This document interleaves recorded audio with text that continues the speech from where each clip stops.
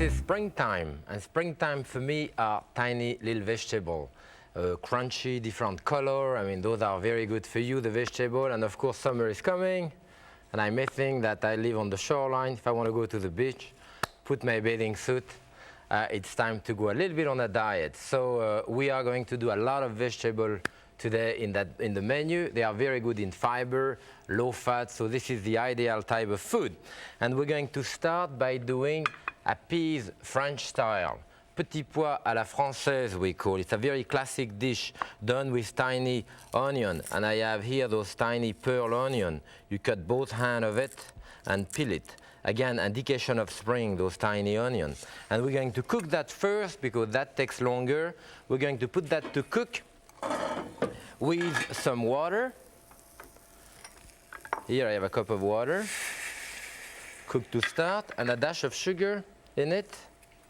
And I have some herb de Provence here, herb from Provence, and there is a lot of different mixture in it. You can even maybe see those tiny bluish, those are actually lavender flowers. And there is, you have rosemary, you have thyme, you have even fennel seed in there, and those are called herb de Provence, a whole mixture that I use very often with meat or vegetable.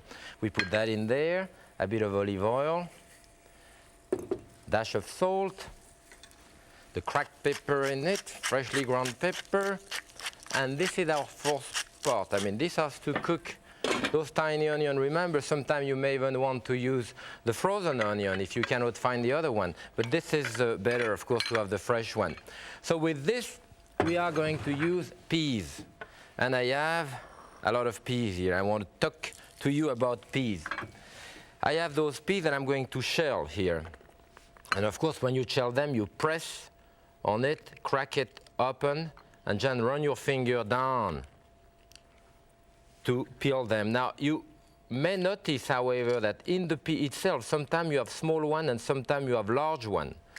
And what happens is that the large ones are always a bit heavier, a bit more starch, they go to the bottom. You know, that part of the peas here, when I was a kid, my mother used to make soup with it. And remember, often I use a vegetable food meal, you know, and that's what I would use for it because there is a lot of fiber, but you can cook it with chicken stock, water, potato, put the whole thing through the food meal so the fiber remain and you just get the flesh that you have here, which is quite good actually. Now, peas is maybe one of the only vegetables that I use a lot frozen in winter because they are quite good. I have two frozen vegetables here. This is what is called tiny baby peas, and this is the larger one. I tend to like the tiny baby peas. Remember, in the pod, as I show you, sometime in the same pod, you're going to have a very small pea and a very large one, like this. Well, when they shell those peas, what happens is that they put them in water and salt, and because of the starch in it, the big one goes to the bottom, the tiny one with sugar float to the top, they are pulled out. So those are very good. What I want to do now, actually, if I use frozen peas, I put them at the end of the recipe with lettuce. We have a lettuce to go in that recipe also. But because I'm using the fresh peas, they are a bit longer to cook, so I'm going to put my peas with it in it now. And then we go to our second vegetable today. This is a carrot, and the carrot vichy we call. And the carrot vichy, in the style of vichy, it's in a simple style of cooking. And I'm going to show you how to peel carrot. Anything long, you cut the end of it first. And that creates a platform. And now with a vegetable peeler on that platform, you can put your vegetable peeler flat and go one streak to go around. This is the proper way of peeling a carrot rather than going around.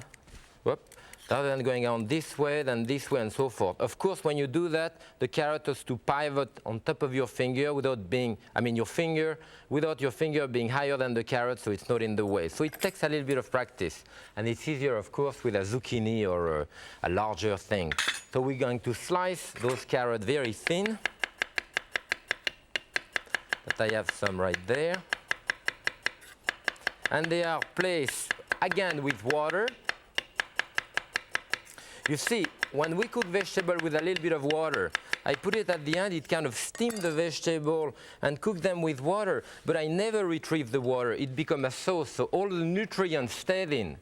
For example, here, I'm going to put a cup of water. Here, that pan is very hot. My carrot in it. Up, I lost a piece here. I put a bit of sugar, a little dash of salt, and a piece of butter. Now what happened in the cooking process, the water will reduce. Of course, it's going to cook down. And eventually I will be left with the sugar and the bit of butter, and it's going to glaze the carrot, you know. And this is the technique that I wanted to do. And at the end, we are going to put some chives on top of it. For the time being, we are going to do the meat. And here I have a roast that we want to do. And that roast, as you can see here, is a piece of shell. Of course, the best piece. But this comes from the butcher, what we call trim. This is completely trim. Well, it's not enough for us. We want to trim it completely, removing all the fat, really. Remember that beef is good for you. I mean, it has a lot of not only protein, but a lot of iron in it. And providing, again, you do what I'm doing here, removing any type of visible fat. Even I would rather have a smaller portion, but I mean have it completely clean, you know. So that's what we do, and so that we don't use too much salt, we do a mixture here of different type of herb, and I have oregano and rosemary and thyme, a bit of cayenne, not too much because it's very hot, a bit of black pepper. You can crush those a little bit, and we cover our steak with it, you know, on each side. You dip it into it. Still put a little bit of salt, but just a dash, you know, and you can omit it altogether if you don't want to use salt. We're going to add a dash of olive oil, and we put that to brown here. Now I want it to be very crusty. So this will cook for about 4 minutes on one side, 3-4 minutes, brown it on each side, and during that time I want to move to our first course, which is asparagus. And I want to discuss asparagus with you. Asparagus, by the way, are very good in folic acid, and that's good for pregnant women. It is also a very low type of calorie vegetable, and our recipe today, even with the sauce, is about 80 calories, so it's good. I want to show you what a good asparagus is. This is a good asparagus. It is a fallacy to believe that asparagus should be small. Asparagus, the large ones are the best. That is, asparagus don't start growing out of the ground small and get bigger. They just grow out of the ground either small or big. So it's not because an asparagus is small that it's younger. No. What you look for it is a firm asparagus and a tight head. Look at that head. It's like that asparagus with the bud of a flower, you know. On the other hand, that asparagus here, it's like flowers, you know, the petal of a flowers which are falling off. This is an older asparagus, it's soft, so this is what we need. And that asparagus here we're going to peel, because only that part is eatable unless you peel it. So I put it flat, roll it like this, and you peel your asparagus to the end. Now you just cut the end of it, meaning that that part here that you would normally not use, you are now using it because you've peeled it. I always peel my asparagus so I can use all of it. In our recipe today, often we cook those asparagus whole this way. What we are going to do here, we cut them on a bias this way in pieces. And what we do with that, and I have some which are cooked right here, I put a little bit of water in the bottom of a stainless steel pan, just as much as this, to steam it. Put my asparagus in it, no salt, nothing, and kind of steam them a couple of minutes. And they are ready now, and you don't refresh them or anything. Now what I want to do is the sauce for it. And the sauce is a mustard sauce. We are putting French type mustard in there, hot mustard, cracked pepper, a lot of black cracked pepper in it, a dash of salt, and we are using a canola oil here. That is a polyunsaturated type of oil, which I like, which is very light. You could use an olive oil. You could use a bit of walnut oil if you want to do that mustard sauce. Okay, we put it together, and that's about all there is to it. You know, we put the asparagus in it at the last moment to marinate them into the sauce. We toss them around this way so they are nicely coated with the dressing, and we serve them. So I have here a nice portion of my beautiful asparagus, and they are good. And now I want to check on my steak, which is probably ready to turn at least. Now, as you can see, it's nicely brown on this side. I want that crust, because that crust is going to give me the juice that I need in it, that crystallization. It also all the juice inside. I can also finish my peas.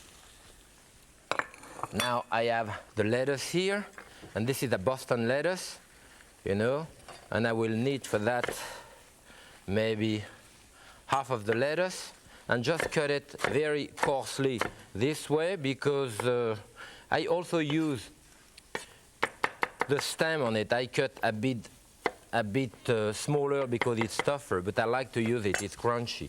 And that goes into our peas. As I say again, you know, all of the vegetables there are cooked in the juice, and nothing is discarded, you know. That cook a couple of minutes. Then I can check my carrots are doing fine. I think now it's time to put that steak into the oven. See, it's brown on both sides. I want to cook it on high heat, about 450 degrees, for about 8-10 minutes. Put it in there. I have another one which is cooked here, and I'm putting a little bit of chicken stock to make a sauce with it at the end to melt those crystallized juice. I have that here, and it is the time now to finish our plate and clean up the table a little bit. Always clean up behind you. That's what my wife tells me, so I clean up behind me. And we have a nice plate here to serve the meat and our two vegetables in it. The meat should rest, you know, a few minutes, because when it finishes cooking, you see, when the meat cooks, the meat contracts in cooking, and it pushes the juice toward the center of the meat. If you take a piece of meat out of the oven and just cut it open, all of the outside look gray, like if it was overcooked, and all the center is flabby, uncooked, and very juicy-like, and lukewarm. If you let it relax, the meat open, the juice, which is the myoglobin, the muscle tissue, goes through the meat, and the whole thing is pink. You know? So it's very important to let the meat rest for a little bit. What we are going to do here, as you see, it's nicely crusty, and I have a nice pink color in that meat. This is what you want. Now, 2 small slices like this, because this is for 4. Yes, at least 2 slices like this. I like to cut it small. Just to rest a little bit, I'm going to put this here. This here. Now, a little bit of the natural juice here that I have by putting a bit of chicken stock. As you see, it's dark, brown, beautiful color. I'll put the meat back in there. Keep it on the side. And look at my peas. They're about ready. Now, if I have a lot of juice in the peas left, I thicken the juice a little bit with a mixture of potato starch, usually, that I use, which is mixed with a bit of water. And I put a little bit of that in there so that the juice is not too runny on the plate. You know, that's better than putting more butter in it at the end, you know. So I have thickened this. Look at my carrot. They are perfect now. I can hear them sizzling, meaning that I have no more liquid, meaning that everything has reduced, and now the little bit of sugar and butter at the end is glazing. and I can see it's glazing and I can hear it. So this is perfect the way it should be. And now we garnish our plate with it. Maybe it with the... Look at those vegetables. You see, the lettuce cook less, the peas a little more, and finally the onion more. So you have to calculate to cook your vegetables so that they all cook together at the right moment. I love those vegetables like this. And for a portion, we use more than that because our recipe is based for 4 portions here. So as you can see, I have twice probably as much vegetable that I could give. So you can put the vegetable in a sauce both and pass around with it. And here we are, I mean our spring vegetable and our beautiful roast.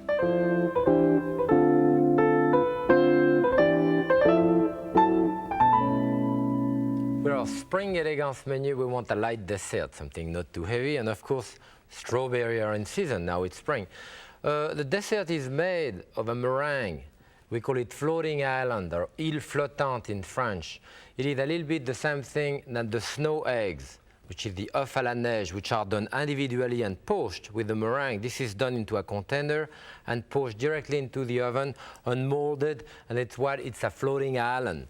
You know, and usually that was done into a crème anglaise, you know, the custard cream made of egg yolk and cream and sugar and so forth. For us here, we are doing a fruit sauce with it, made of strawberry and some raspberry preserve. So that's, of course, it's much less caloric. I mean, a typical dessert, maybe like 500 calories. This one, low fat, of course. We have no egg yolk in the meringue. It's going to be about 200 calories. So what I have done here, I have whipped the egg white already.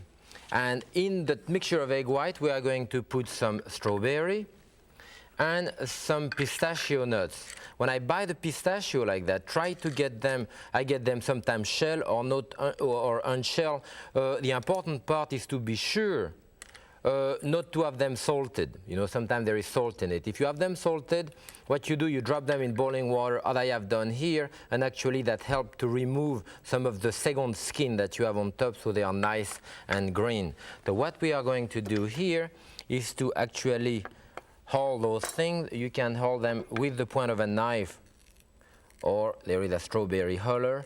What we want to do here is diced berry in the mixture. We call it a salpicon, the diced berry that we put in there in pieces here, this way there. And this is our garnish. First, it gives some taste, but also some color to the inside of that mixture, which is totally white, of course, because it is a meringue, you know. So 2 or 3 berries. You see, it makes a big difference when you see a berry which is juicy. You can see the color of the base, and you know, like for example, this one is dark at the end, and you know it's going to be sweet, so you can reduce your sugar.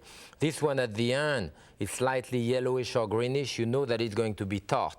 I mean, looking at that berry, it gives me goose pimple all around the tongue before I bite into it. I know it's going to be a bit acid, you know. So those nuts here, which are nice and green, you can, of course, put another type of nuts in it. Just cut them coarsely or crush them, as we are doing here. And all of this is going to go into our meringue here that I have. Put it in there. And you fold it with a big spatula like this, gently. I have beaten my egg white a few minutes ago. And you know, when you beat them ahead, they do have a little bit of a tendency to break down. Now you can cook that in a double boiler. You know, you cook them in a double boiler for us, and I cook them into a loaf pan. Sometimes I do them even in a pâté mold, which is a long things in metal like this. And it's easy to cut in slice after. Here we have a regular loaf pan that I'm going to put there. And of course, you butter or oil it just lightly on the outside. So you put that mixture in it. And you have now to cook it in the double boiler. If I were to cook that directly in the oven without the double boiler, what would happen? It would go up like a soufflé a lot. And then after it's a bit more rubbery. So what we do, we cook it slower in a double boiler. And this is double boiler, of course, means that you put water around. Water just from the tap, you know, that's fine. Just lukewarm, so that the heat transfer goes through the water and it cooks slower in a more equal way. So that's what we are going to put them in the oven, this way. That, of course, you can do the day before, you know, that type of dessert. Usually you do ahead because it has to cool off in the refrigerator for a few hours. So it's better even to do it ahead, you know. So it's ideal for party. You know you're going to do a party, do that dessert that day, 2 days ahead, it's fine. We're going to do the sauce in the food processor here. And for this, I'm going to put some fresh strawberry in there, you know, that you cut. And cut them into pieces. Sometimes I do a dessert, you know, which is a strawberry with a strawberry sauce. I pick up the strawberry, which are the nicest one, or the top part of it, which is really ripe, and all the bottom part of it with some jam. I do a sauce and mix that top part in the sauce. Strawberry with strawberry, which is terrific. So there we don't put any sugar because we are putting some jam, and this is, of course, raspberry jam in it. Now that raspberry jam is seedless, you know, and of course if you use a raspberry jam with the seed, then you may want to strain it after. Then I have some crème de cassis. This is a black currant, you know, a black currant liquor like. So we strain this.